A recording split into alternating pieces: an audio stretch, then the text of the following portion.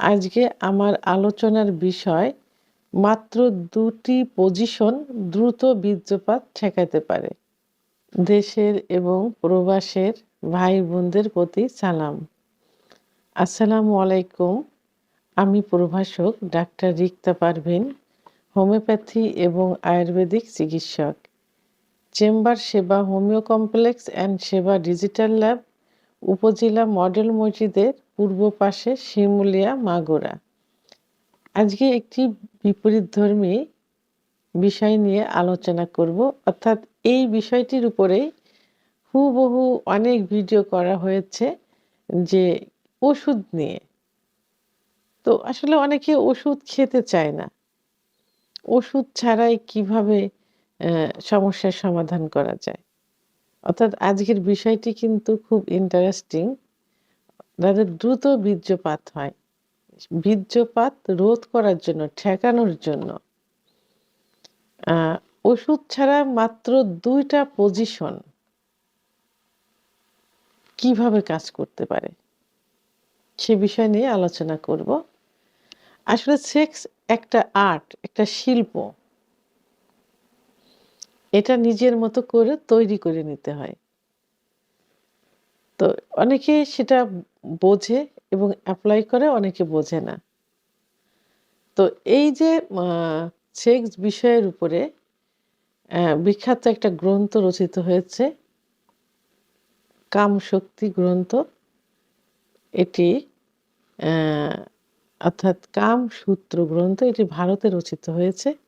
তো এখানে কিন্তু অনেক পজিশন দেওয়া আছে, অনেক পজিশন। কোন পজিশনে স্ত্রী সুখ পায়, কোন পজিশনে স্বামী সুখ পায়, আবার কোন পজিশনে দীর্ঘ সময় সহবাস করা যায়। তো আজকে আমি মাত্র দুটি পজিশনের কথা বলবো, যে ২টা পজিশন অ্যাপ্লাই করলে দীর্ঘ সময় সহবাসে লিপ্ত থাকা যায়, সেটা কোনো ওষুধ ছাড়া, নিজস্ব কোনো শক্তি ছাড়া। কারণ সহবাস একটা শক্তির বিষয়, পর্যাপ্ত এনার্জি কিন্তু লস হয়। তো সেই ক্ষেত্রে সাধারণত একটা পজিশনই বাঙালি বেশি অ্যাপ্লাই করে থাকে, সেটা হলো, যেটা ইসলামও সাপোর্ট করে, সেটা হলো যে স্ত্রী নিচে বেডে শায়িত অবস্থায় থাকবেন আর স্বামী উপরে যৌন কার্য সম্পাদন করবেন উপর থেকে। তো এইটা যদি বিপরীতভাবে করা যায়, অর্থাৎ স্বামী নিচেই থাকবেন, বেডে থাকবেন, উপরে স্ত্রী যৌনিকার্য সহবাস করবেন। তো এই পজিশনে যদি সহবাস করা যায়, তাহলে দীর্ঘ সময় কিন্তু সহবাসে লিপ্ত থাকা যায়। কারণ এটাতে স্ত্রীর এনার্জি লস হয়, পুরুষের কিন্তু ওইভাবে এনার্জিটা লস হয় না। যখন এনার্জি লস হয়, তখন স্ত্রী কিন্তু কি হয়, নিস্তেজ হয়ে যায় এবং তার দ্রুত বীর্যপাত হয়ে যায়। স্বামীর কিন্তু বীর্যপাত হতে চায় না, সময় লাগে। তবে এই যে পজিশন, উপরের থেকে স্ত্রী সহবাসে লিপ্ত থাকবেন, এর কিছু টেকনিক আছে। অর্থাৎ যখন সহবাসে লিপ্ত থাকবেন স্বামী নিচে, উপরে স্ত্রী, তখন স্ত্রী একটু ঝুঁকে থাকবেন স্বামীর দিকে, একটু ঝুঁকা অবস্থায় থাকতে হবে। এখানে তার মুখ, স্ত্রীর মুখ স্বামীর মুখের সামনাসামনি থাকবে, একদম ঝুঁকে। আর স্বামীর কি থাকবে, স্বামীর মাথার নিচে ২টা বালিশ থাকলে সব থেকে ভালো হয়, যাতে মাথাটা একটু উঁচু অবস্থায় থাকে।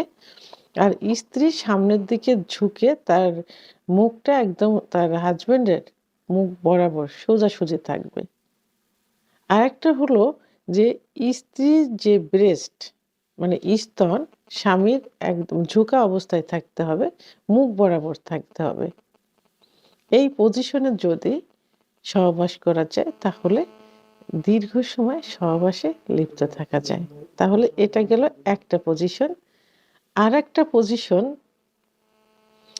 এই পজিশন সাধারণত এল সিস্টেম, অর্থাৎ স্ত্রী সামনে এল সিস্টেমে শুয়ে থাকবেন, সামনে এল সিস্টেমে, অর্থাৎ এল সিস্টেম বাঁকা হয়ে স্ত্রীর মুখ থাকবে সামনের দিকে, সোজা শুয়ে পা দুটা বাঁকা করে দিল, এল সিস্টেম। পিছনে পিছনে ঠিক একই সিস্টেমে পিছনে স্বামী থাকবে, তার মুখটাও কিন্তু সামনের দিকে থাকবে, অর্থাৎ স্ত্রীর পিছনে সামনের দিকে। স্বামীও এল সিস্টেম হয়ে একই সিস্টেমে শুবে। তাহলে দুজনের মুখই সামনের দিকে, দুজনের মুখই পা সামনের দিকে থাকলো। তো পিছন সাইড দিয়ে স্ত্রীর যোনিপথ দিয়ে স্বামীর যৌন কার্য চালিত করবেন। তো এইভাবে এল সিস্টেমে সহবাস করলে কিন্তু দ্রুত বীর্যপাত রোধ করা যায়, স্বামীর কিন্তু দ্রুত বীর্যপাত হবে না। তাহলে আমরা আজকে 2টা পজিশন অ্যাপ্লাই করলাম। একটা পজিশন হলো স্ত্রী উপরে থাকবে, স্বামী নিচে থেকে যৌন কার্য পরিচালনা করবে এবং তার কিছু সিস্টেম আমি বলেছি। আরেকটা হলো এল সিস্টেমে সহবাস করবেন, স্ত্রী সামনে পিছনে হাজব্যান্ড থাকবেন, অর্থাৎ স্বামীও এল সিস্টেম হয়ে শুবেন, পিছন সাইড দিয়ে যৌন কার্য পরিচালনা করবেন। এভাবে দীর্ঘ সময় সহবাসে লিপ্ত থাকা যায়। তো ভিডিওটি সম্পর্কে যদি কোনো মতামত থেকে থাকে অবশ্যই কমেন্টসের মাধ্যমে জানাবেন। আর ভিডিওটি ভালো লাগলে লাইক, কমেন্ট, সাবস্ক্রাইব করে আমার সঙ্গে থাকুন। আল্লাহ হাফেজ।